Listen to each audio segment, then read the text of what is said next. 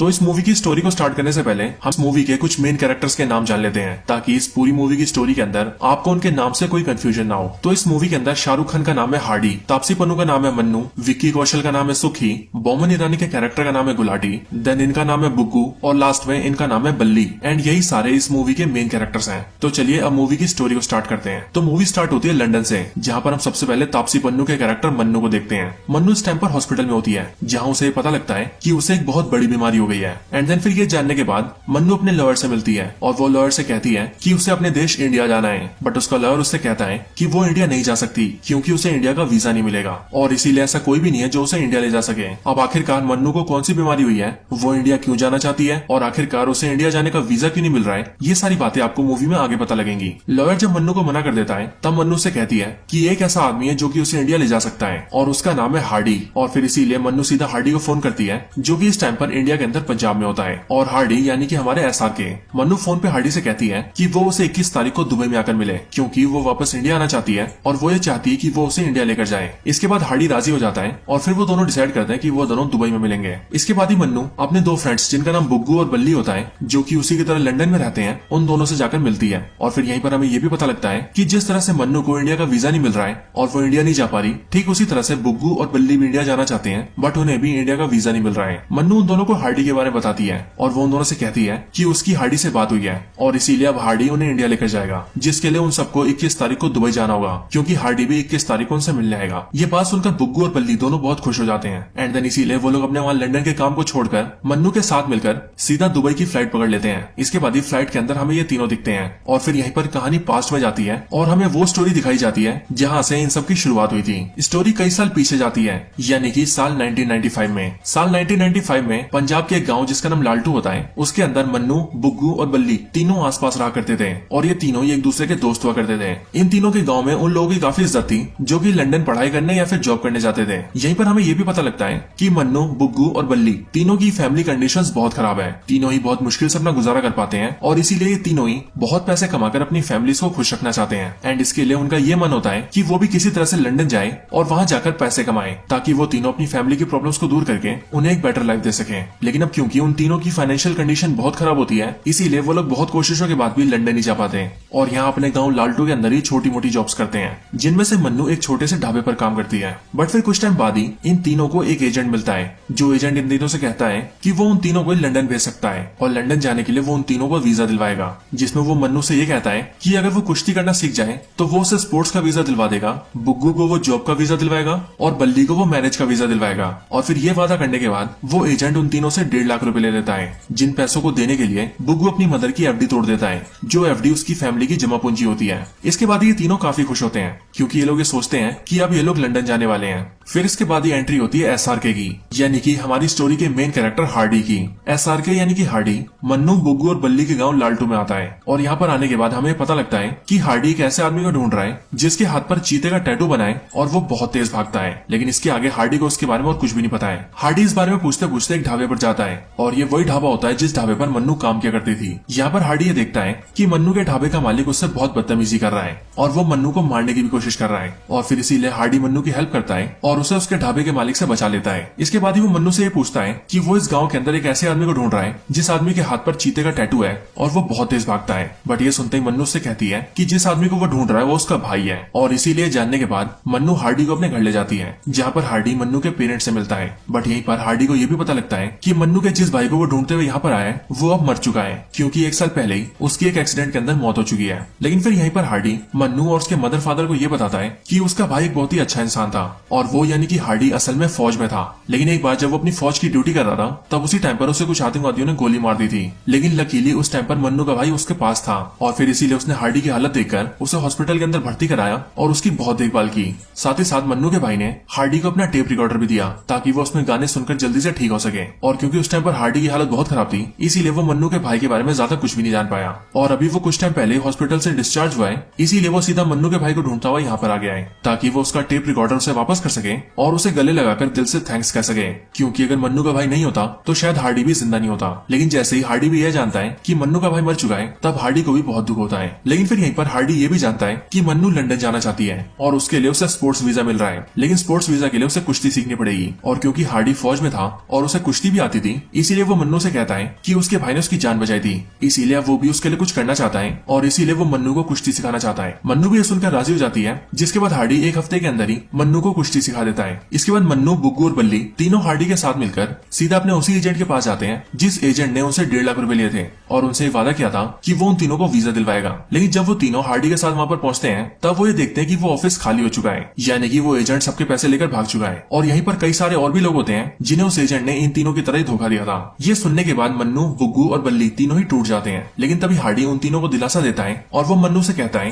कि वो मन्नू की मदद करेगा और वो किसी भी तरह से उसे लंदन भेजेगा। इसके लिए हार्डी मन्नू और उसके दोस्तों को ये आइडिया देता है कि वो लोग आइलेट्स का एग्जाम निकाल ले, जो आइलेट्स बेसिकली एक ऐसा एग्जाम होता है जिसके अंदर अगर किसी को इंग्लिश आती है और वो इस एग्जाम को क्वालिफाई कर लेता है तो फिर उसे लंदन का वीजा दे दिया जाता है। लेकिन अब क्योंकि मन्नू, बुग्गू और बल्ली तीनों को इंग्लिश नहीं आती थी और वो पंजाब के एक छोटे से गांव से बिलोंग करते थे, इसीलिए उन तीनों को ये पता था कि वो आइलेट्स के एग्जाम को नहीं निकाल पाएंगे। बट फिर अगेन हार्डी उनसे कहता है कि अगर उन तीनों को इंग्लिश नहीं आती तो उन तीनों को इंग्लिश सीखनी चाहिए और फिर इसीलिए इंग्लिश को सीखने के लिए हार्डी उन तीनों का एडमिशन एक कोचिंग में करवा देता है, जिस कोचिंग के अंदर आइलेट्स की ट्रेनिंग दी जाती थी और स्टूडेंट्स को इंग्लिश सिखाई जाती थी। साथ ही साथ हार्डी खुद भी यहाँ पर एडमिशन लेता है ताकि वो ये मेक श्योर कर सके कि जिस तरह से पिछले वाले एजेंट ने उन तीनों को चूना लगाया था, ठीक उसी तरह से उनके साथ फिर से कोई बेईमानी न हो जाए। इस कोचिंग के अंदर एडमिशन लेने के बाद हम सभी को ये पता लगता है कि इस कोचिंग के अंदर जो टीचर है वो और कोई नहीं बल्कि अपने बोमन ईरानी है, जिनके कैरेक्टर का इस मूवी में नाम है गुलाटी। ये चारों ही गुलाटी से यहाँ पर इंग्लिश सीखने लगते हैं और साथ ही उन्हें यह भी पता लगता है कि जिस तरह से वो लोग यहाँ पर इंग्लिश सीखने आए हैं और इंग्लिश को सीखकर लंदन जाना चाहते हैं, ठीक उसी तरह से उनकी क्लास के अंदर और भी ऐसे कई सारे लोग होते हैं जो कि उन्हीं की तरह इंग्लिश को सीखकर लंदन जाना चाहते थे। इस कोचिंग के अंदर ही इन चारों की मुलाकात सुखी से होती है, जो कि और कोई नहीं बल्कि अपने विक्की कौशल है। और विक्की कौशल का कैरेक्टर यानी कि सुखी बहुत डेस्परेटली लंदन जाना चाहता है और वो अपनी क्लास से बार बार यही कहता है कि उसके पास सिर्फ 3 ही महीने हैं और इसीलिए सुखी अपनी क्लास के अंदर भी हमेशा परेशान रहता है। सुखी को बार बार परेशान देखकर एसआरके और उसकी टीम ये डिसाइड करते हैं कि वो लोग सुखी से बात करेंगे।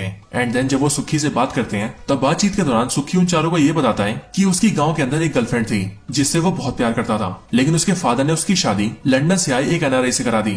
बट अब वो उसके साथ खुश नहीं है क्योंकि उसका हस्बैंड उसे बहुत मारता है और उसके साथ डोमेस्टिक वायलेंस करता है। एंड देन इसीलिए उसकी गर्लफ्रेंड उससे फोन करके यही कहती है कि वो यहाँ लंदन आए और उसे ले जाए। एंड दैट्स वाई सुखी लंदन जाना चाहता है ताकि वो अपनी जीएफ को यहाँ ला सके, क्योंकि सुखी के अलावा उसकी बात कोई भी नहीं सुनता, यहाँ तक कि उसके पेरेंट्स भी नहीं। इन सब के बाद ही वो लोग काफी मेहनत से इंग्लिश की पढ़ाई करते हैं एंड देन वो सभी आइलेट्स का एग्जाम देते हैं। लेकिन जब एग्जाम का रिजल्ट आता है तब हम सबको ये पता लगता है कि उस एग्जाम में उनकी क्लास में से सिर्फ और सिर्फ बल्ली पास हुआ है और बल्ली के अलावा बाकी सब फेल हो चुके हैं, यहाँ तक कि सुखी भी। सुखी इस बात से बहुत ज्यादा नाराज हो जाता है और वो बिल्कुल होपलेस हो जाता है। लेकिन एसआरके उसे समझाता है कि उनका दोस्त बल्ली पास हो गया है, इसीलिए वो स्टूडेंट वीजा से लंदन जा रहा है। एंड देन जैसे ही वो लंदन जाएगा वैसे वो सुखी की गर्लफ्रेंड से उसकी बात करवा देगा और फिर जैसे ही मौका लगेगा वो उसे इंडिया लाने की भी कोशिश करेगा। सुखी ये बात जानकर काफी खुश होता है और इसीलिए वो रोज बल्ली के फोन का वेट करता है ताकि जल्दी से बल्ली लंदन पहुंचे और वो वहां जाकर उसकी जीएफ से उसकी बात करवाए। लेकिन जैसे ही बल्ली लंदन पहुंचता है और वहां से फोन करता है, वैसे ही बल्ली फोन पर सुखी को यह बताता है कि सुखी के आइलेट्स के एग्जाम में फेल होने की खबर उसकी जीएफ को मिल गई थी।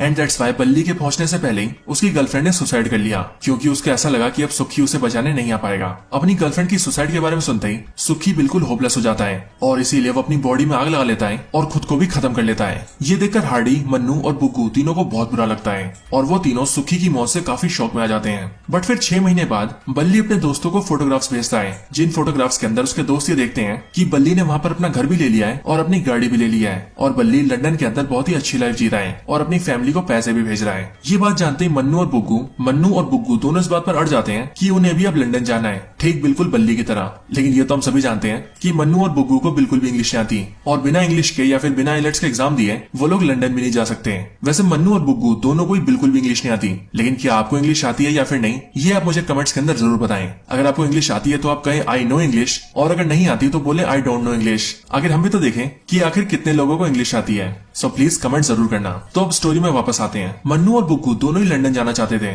बट अब उन दोनों के लिए सारे रास्ते बंद हो चुके थे। बट फिर यहीं पर उनसे उनका टीचर गुलाटी मिलता है जो कि मन्नू और बुग्गू दोनों से कहता है कि अगर वो सभी लंदन जाना चाहते हैं तो अभी भी उनके पास एक रास्ता बाकी है और उस रास्ते का नाम है डंकी। गुलाटी उन सभी को बताता है कि अगर जो आदमी लीगली किसी और देश में ना जा सके वो छुपते छुपाते उस देश में जा सकता है, यानी कि इलीगल तरीके से, और इसी रास्ते को डंकी कहा जाता है। और साथ ही गुलाटी उनसे ये भी कहता है कि उसने उन सब के लिए डंकी का इंतजाम कर दिया है और जो भी एजेंट ऐसा काम करवाता है उससे उसने बात करके पैसे भी दे दिए हैं। सो अगर वो लोग डंकी के जरिए लंदन जाना चाहते हैं तो वो लोग जा सकते हैं। ये सुनकर वो सभी राजी हो जाते हैं एंड देन इसीलिए हार्डी, मन्नू और बुग्गू तीनों ही लंदन जाने का मन बना लेते हैं। साथ ही साथ वो तीनों अपने साथ 3 और दोस्तों को ले लेते हैं जो कि उनके साथ ही उनकी कोचिंग में पढ़ते थे, क्योंकि एज ऑफ कोर्स उन तीनों को भी लंदन जाना था। इसके बाद वो 6 के 6 एक एजेंट से मिलते हैं जो कि उनकी डंकी करवाता। वो एजेंट उन सभी को ये बताता है कि इस डंकी के अंदर उन सभी को सबसे पहले एक बोट के जरिए इंडिया के बॉर्डर तक ले जाया जाएगा, देन वहां से पाकिस्तान तक ले जाया जाएगा, फिर पाकिस्तान से अफगानिस्तान, अफगानिस्तान से बाय रोड ईरान, ईरान से टर्की एंड देन टर्की से शिप के जरिए वो लोग लंदन जाएंगे। और इस पूरे प्रोसेस के अंदर लगभग 3 महीनों का वक्त लगेगा, जो कि सही में बहुत ज्यादा टाइम होता है। लेकिन तब भी वो सभी डिसाइड करते हैं कि उन्हें जाकर ही रहना है और फिर इसीलिए वो सब मिलकर पहले बोट के जरिए इंडियन बॉर्डर्स पर जाते हैं, देन बॉर्डर्स के पास पानी में तैरते हुए बॉर्डर्स को पार करके पाकिस्तान जाते हैं। फिर वो लोग दूसरे एजेंट से मिलकर ट्रक्स में छुप छुपाकर अफगानिस्तान जाते हैं। फिर इसी तरह से वो लोग ईरान तक जाते हैं एंड देन फिर वहीं पर उन्हें काफी टाइम तक पैदल भी चलना पड़ता है, जिसमें उन्हें 2-2 दिन तक रेगिस्तानों को पार करना होता है। और फिर ऐसे जब वो लोग ईरान के पास होते हैं और पैदल चलकर रेगिस्तान पार कर रहे होते हैं, तभी उन 6 के 6 लोगों को वहाँ के आसपास की मिलिट्री पकड़ लेती है। ये मिलिट्री इन 6 में से 3 लोगों को गोली से मार देती है।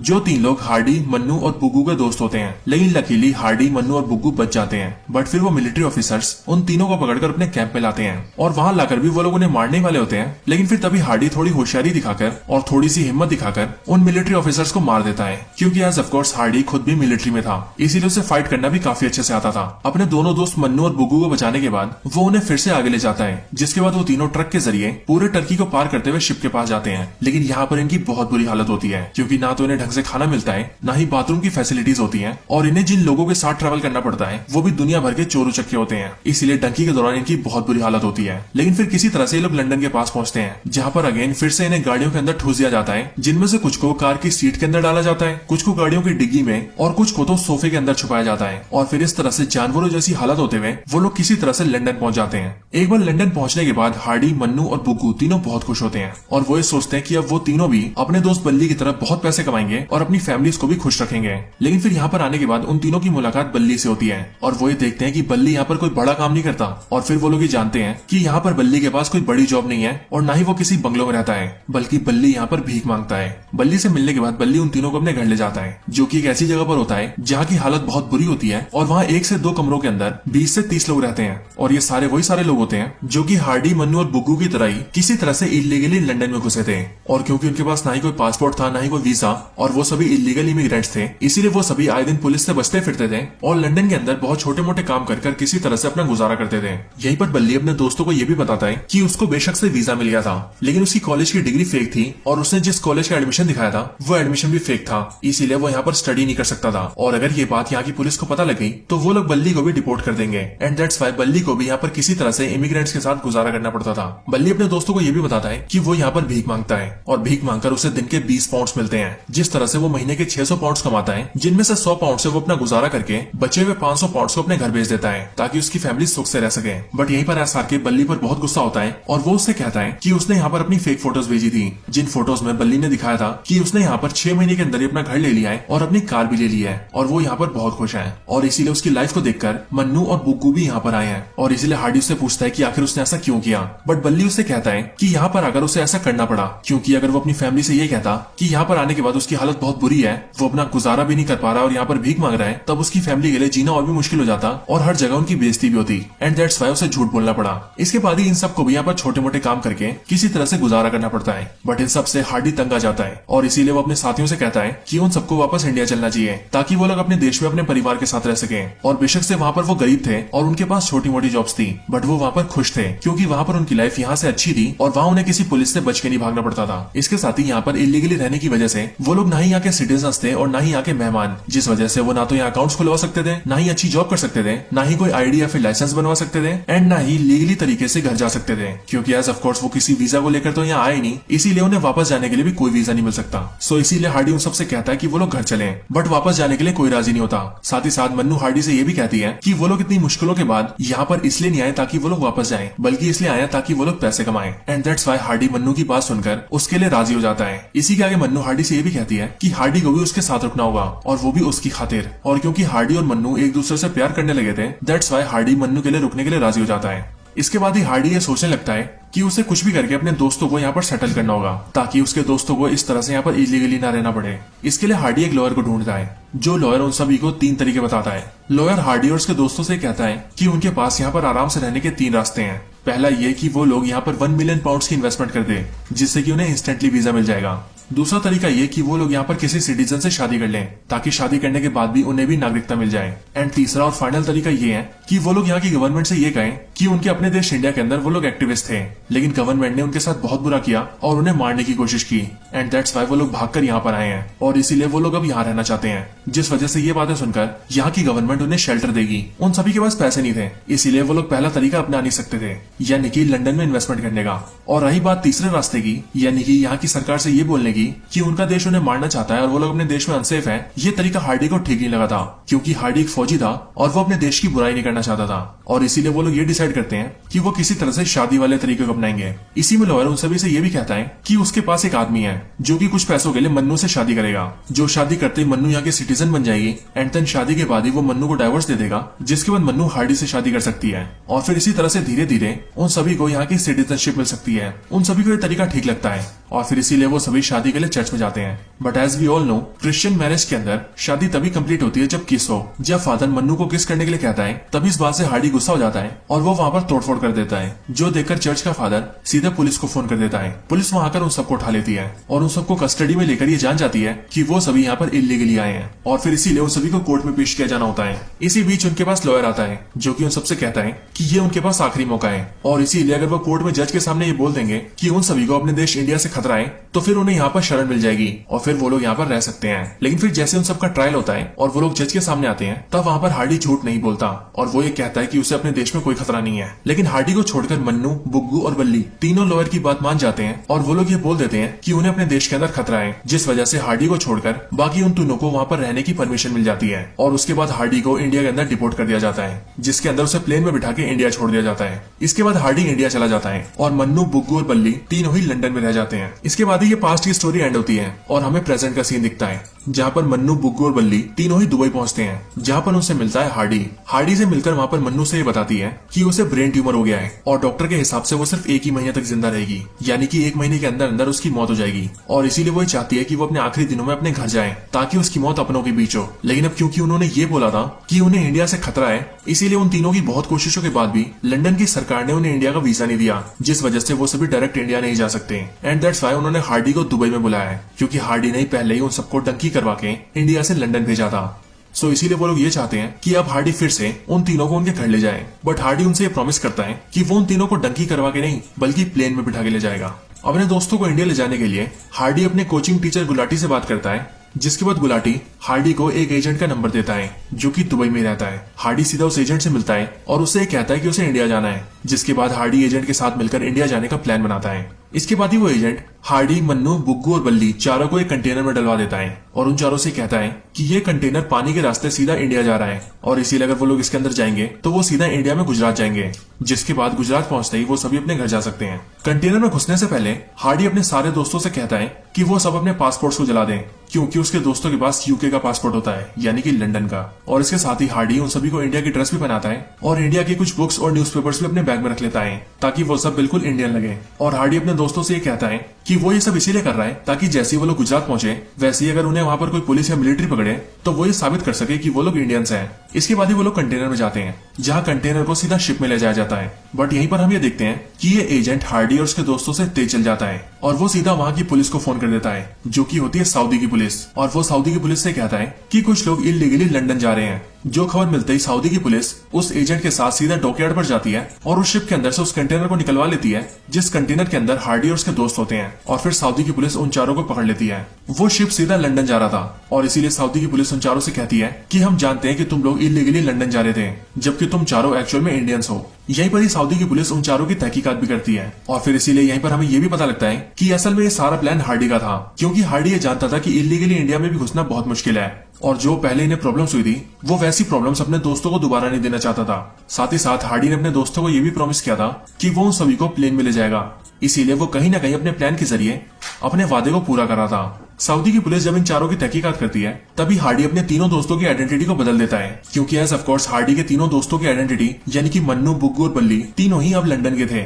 और उनके पास लंदन की सिटीजनशिप थी, जिस वजह से उन्हें इंडियन नहीं माना जाएगा। और इसीलिए हार्डी इन तीनों के नाम अपने उन तीनों दोस्तों से बदल देता है जिन 3 दोस्तों को डंकी के दौरान ईरान की मिलिट्री ने मार दिया था। इसके बाद इन चारों के नाम को लेकर सऊदी की पुलिस इन्वेस्टिगेशन करती है और इंडिया से कांटेक्ट भी करती है, जिसके बाद उन्हें पता लगता है कि इस नाम के सारे लोग इंडिया के सिटीजन्स हैं और फिर इसीलिए सऊदी की पुलिस उन चारों को ही सीधा प्लेन में बिठाकर डायरेक्टली इंडिया में डिपोर्ट कर देती है। जिसके बाद एक बार फिर से हार्डी के प्लान के मुताबिक वो और उसके सारे दोस्त इंडिया वापस आ जाते हैं और इसीलिए अपने गाँव वापस आकर हार्डी के सारे दोस्त बहुत खुश होते हैं। वो सभी सीधा अपनी फैमिली से मिलते हैं, जहाँ वो देखते हैं कि उनकी फैमिलीज भी बहुत खुश है और जो उन्होंने लंदन से पैसे कमाकर भेजे थे उनसे उनकी फैमिलीज ने भी काफी तरक्की कर ली है और फिर इसीलिए वो सभी अपनी अपनी फैमिलीज के साथ रहने लगते हैं। इसके बाद ही हार्डी और मन्नू दोनों को ये भी पता लगता है कि दोनों ने अभी तक किसी से शादी नहीं की है और वो अभी भी एक दूसरे से प्यार करते हैं। और हार्डी भी अपनी जवानी के टाइम से ही मन्नू को प्रपोज करना चाहता था, लेकिन वो कभी भी ऐसा कर नहीं पाया था। और फिर इसीलिए इस बार हार्डी और मन्नू की छत पर जाते हैं, जहाँ पर हार्डी मन्नू को प्रपोज करने वाला होता है, लेकिन उसके प्रपोज करने से पहले ही उसके सामने ही मन्नू की डेथ हो जाती है, क्योंकि एज ऑफ कोर्स मन्नू को ब्रेन ट्यूमर था और उसके पास 1 महीने से भी कम का वक्त था। इसीलिए यहीं पर ऑन द स्पॉट मन्नू मर जाती है,